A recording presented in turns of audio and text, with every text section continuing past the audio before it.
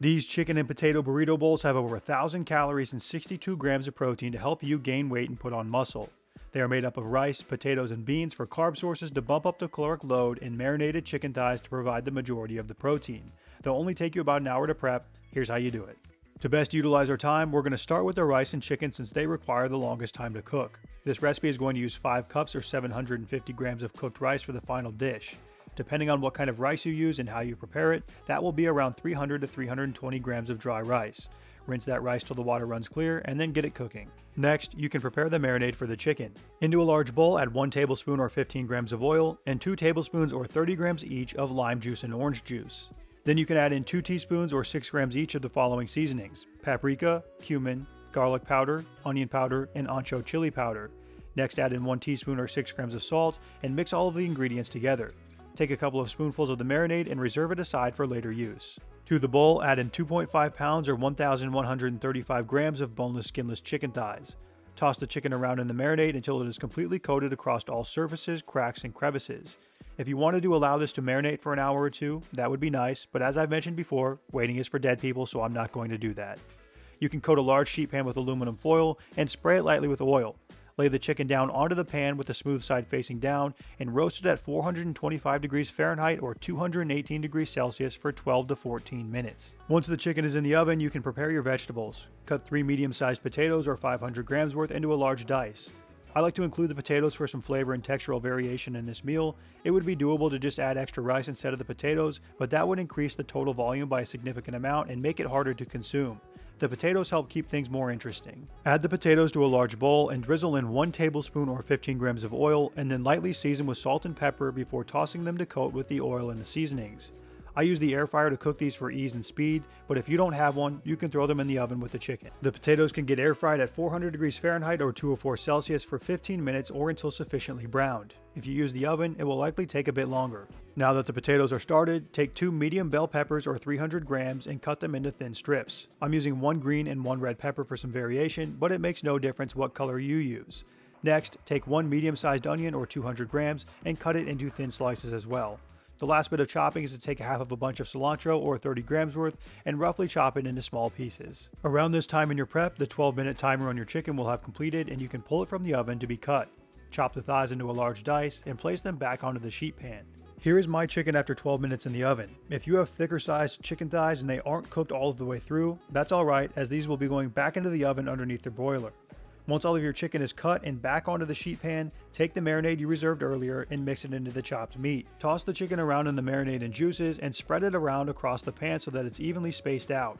Place the tray under the broiler on the top rack and allow the chicken to brown for extra flavor. Keep a close eye on it as it will be prone to burning. It may help to keep your oven door slightly ajar. My potatoes are about 10 minutes into their cook, so I removed the basket to shake them around a bit and returned to the air fryer to finish cooking. A few minutes later, the chicken was ready to be stirred, so I pulled it from the oven and tossed it around before I returned it back underneath the broiler. While you're waiting for things to finish up cooking, take some time to measure out some salsa into ramekins. You can make this homemade if you really wanted to. I'm not going to do that, so I just picked out a nice looking one from the store, and each ramekin gets 1/4 of a cup or 60 grams of salsa. Both the potatoes and chicken have now finished cooking and browned to my liking, so I'll set those aside until it's time to plate everything up later. To cook the peppers and onions, heat a large skillet over medium-high heat and add in 1 tablespoon or 15 grams of oil. Throw in the peppers and onions and allow them to spend some time over the heat to develop some color. Sprinkle over a bit of salt to help draw out a little water, and once they have had the chance to char up slightly, you can drizzle in 1 to 2 tablespoons of water and cover the pan to allow the peppers and onions to steam and soften. After a minute or two, you can remove the cover and taste test a pepper. You'll want these to still have a little bit of a bite to them as they will cook more in the microwave, so don't overcook them or else they will be mushy. Finish them off by squeezing over 1 tablespoon or 15 grams of fresh lime juice and season with salt to taste. Now the cooking portion is done and all that's left is a bit of mixing and plating, but first a quick word from the sponsor of today's video, Helix Sleep. Speaking of gaining weight, I think far too many people overlook the importance of sleep in the muscle building equation. Anytime I've made strides in my strength, performance, or size, it has been during a portion of my life where I was able to get good sleep. Helix Sleep makes premium mattresses and bedding that are custom fit to your needs and delivered straight to your door. This thing is no joke, it was heavy, but luckily I think I might be the strongest person who's ever lived. I popped the top off the box and found my new mattress as well as this little booklet that I am clearly not going to read. Helix has a sleep quiz that will fit you with the mattress based on your sleep preferences and body type. Give the quiz some of your stats and it will spit out the mattress perfect for you. I got the Helix Dusk mattress that I've had for a few months now, and my favorite part about it is the Glacio-Tex cooling cover to help me stay cool at night. Each mattress has financing options with flexible payment plans as well as a 10-year warranty. The mattresses come with a 100-night sleep trial to make sure that you love it with a full refund if you don't. So if you're in the market for a new bed, check out Helix. You can click the link in the description or go to helixsleep.com/Josh Cordes to get 20% off your Helix mattress plus 2 free pillows. And we're back to business. Next up, we need to prepare our cilantro lime rice. So to a large bowl, add 5 cups or 750 grams of cooked rice. That bowl is also going to get 1 tablespoon or 15 grams of oil, 2 tablespoons or 30 grams of lime juice, and about 1/4 cup or 20 grams of chopped cilantro. Then you can crack open 2 cans or 880 grams of pinto beans. Drain the liquid away and rinse the beans, then add them to the bowl and start mixing away. Rice, beans, and lime is one of the greatest food combinations there is to me. Something about it just fits so perfectly together.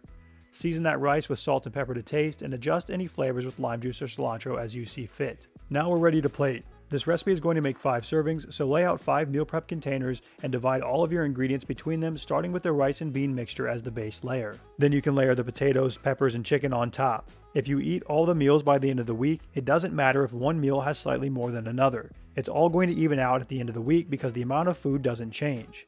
If you want to take the time to weigh and measure everything to be perfect in each dish, go for it. All the meals also get 2 tablespoons or 14 grams of shredded Monterrey cheese, so measure out 70 grams total and sprinkle that over the top of each dish. I like to garnish with some more chopped cilantro just to add some green to the top. This is an optional step. Then I create some room in the corner and add a ramekin of salsa to each dish. Now you are finished. After reheating each meal, I top it with 2 tablespoons or 30 grams of sour cream, which brings the total nutritional load to 1,015 calories and 62 grams of protein. The meals will last up to 5 days in the fridge, so once they have cooled down close to room temperature, you can throw on the lids and move them away to be stored. To reheat the meal, I remove the metal ramekin of salsa and microwave the meals for 2 to 3 minutes, stirring every 60 seconds or so and removing the meal once it's hot. Once it comes out of the microwave, I drizzle the salsa over the dish and top it with 30 grams of sour cream. This meal has been an absolute treasure to eat this week.